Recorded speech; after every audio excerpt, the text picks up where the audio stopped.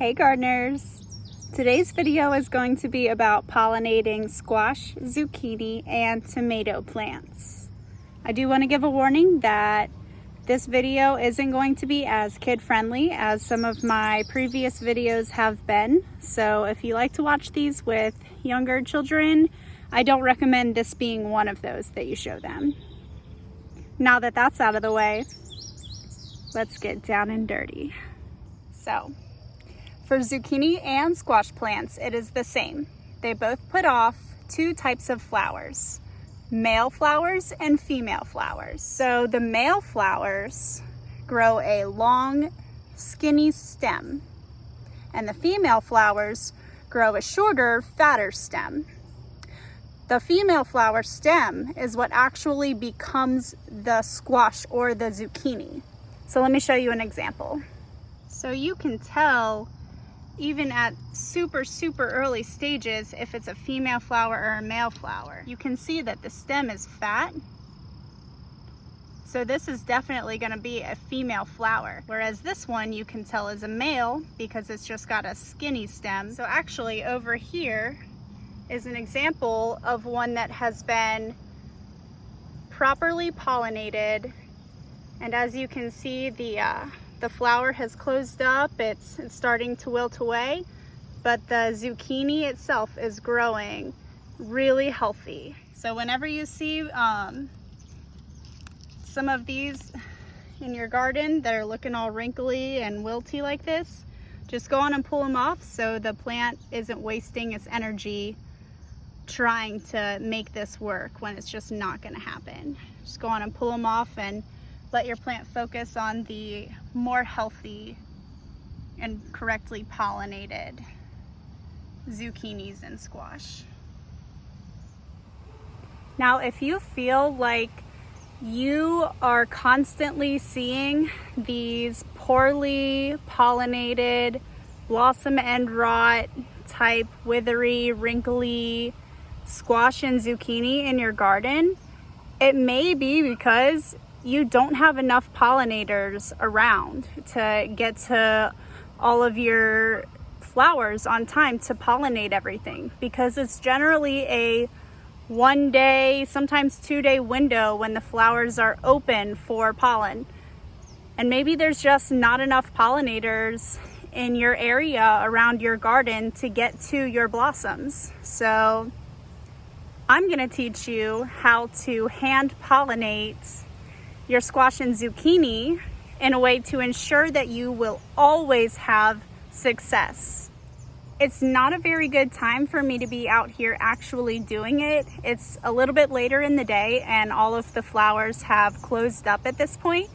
It's very damaging to the flower to try and open it back up once it's already closed for you to do your self-pollinating. As you can see, all of the male flowers and the female flowers have already closed. This is not a good time to come in here and try and hand pollinate. It's more preferable to come out around 8 a.m. or 9 a.m. when these flowers are still open. But for the sake of explaining to you how to do it, I'm just going to show you with a male flower that has already closed up. So like I said, you find the ones with the long skinny stem, and this is a male flower. Now when it's open, this will be much easier to pull these flower petals off. But you basically rip off the flower petals, don't need those, and you'll have this left. So I don't know if I can get this to come into focus. So this part right here is going to have all of the pollen on it that you want to pollinate the female flower with. Now you don't want to just rub this on the petals of the female flower. You'll see that when that flower is open, it has a part similar to this, but usually it's in a group of 3 or more of these. So you can see it is different from the inside of the male flower, whereas that is just the one, and inside here there's multiple. So you'll take this part of the male flower and you'll insert it into the female flower and you'll rub it all over it. You'll put that male flower genitalia against the female flower genitalia. And you'll just rub all of the male pollen off onto the female flower. Once you do this, you just leave the female flower as is with all of the male pollen that you just inserted into it. You just leave it be. Later on into the day, once it gets hotter, it will close up and you have a pollinated female flower. The stem of it will grow into your squash and zucchini and you will not have to worry about a thing. So yes, essentially what I'm telling you is to have sex with your flowers. Well, make your flowers have sex. That's a better way to put it. Sex ed in Gabby's garden. Now, pollinating is a little bit different when it comes to tomato plants. You see, tomato blossoms do not have male flowers and female flowers. They only have one blossom, but inside of the actual flower itself, there is a male part and a female part. So pollinating is a little bit different when it comes to these guys. So if you have tomatoes in your garden, you might have noticed before bees landing on the tomato blossoms and shaking their wings so that the flower starts shaking. Or sometimes even just the wind blowing will do this as well. But the bees will land on top of the flower, buzz their wings, cause the flower to shake and vibrate, and that will release the male pollen from the top of the flower into the female part at the lower end of the flower. And that is how tomato blossoms get pollinated. So if you are worried about your tomatoes not being properly pollinated, there are little tricks that you can use out in your garden to ensure that you have 100% pollination on all of your tomato plants. All it takes is a little bit of vibration.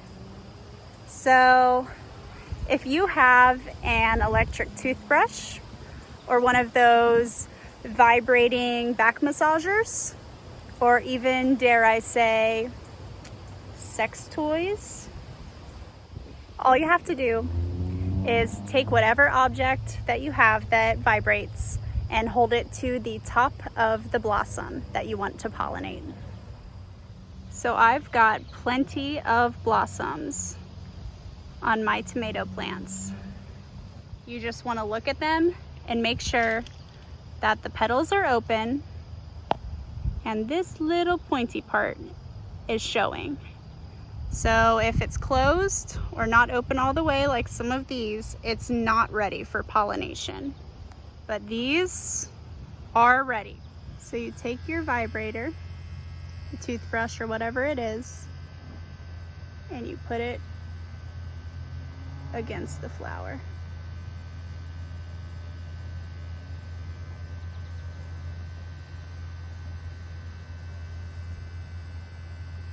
This vibration replicates the action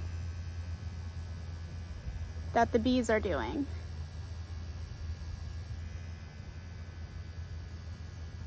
Now don't worry, if you don't have anything that vibrates, you don't actually need it to do the pollinating.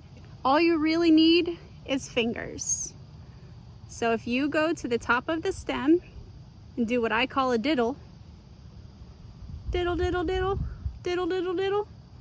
If you just diddle the stem, it does the same thing. It creates a vibration effect for the flowers. And that is knocking all of the male pollen down into the female portion. So these flowers are being pollinated by me simply diddling the tops of the stems, causing them to shake. Just go around your garden, diddle all your flowers.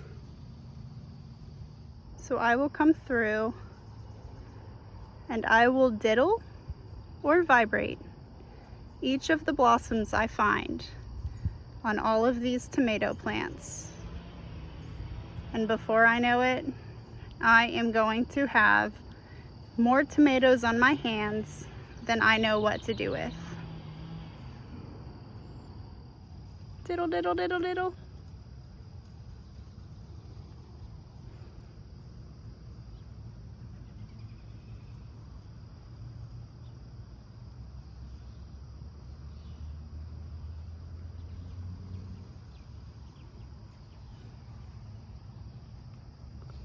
Hey baby, you ready to get pollinated?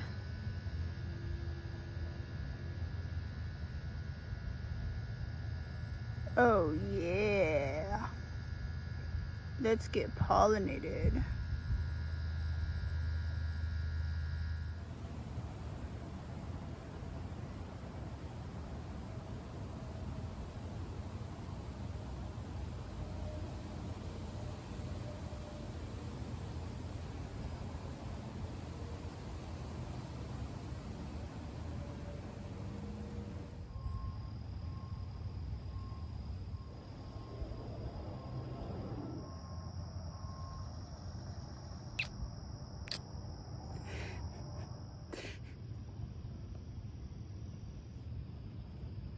Hi.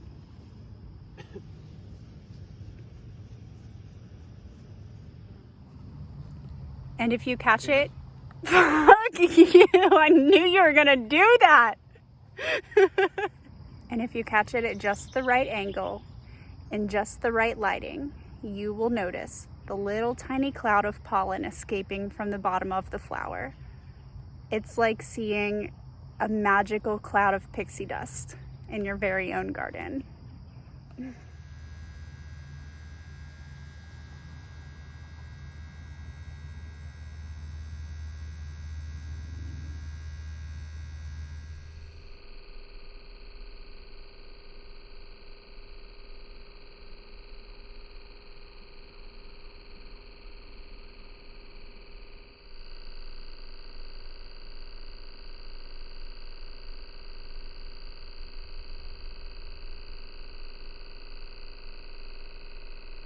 Now you know some of my favorite tricks for when it comes to pollinating your zucchini, squash, and tomatoes. Thanks for taking time out of your day to watch this video.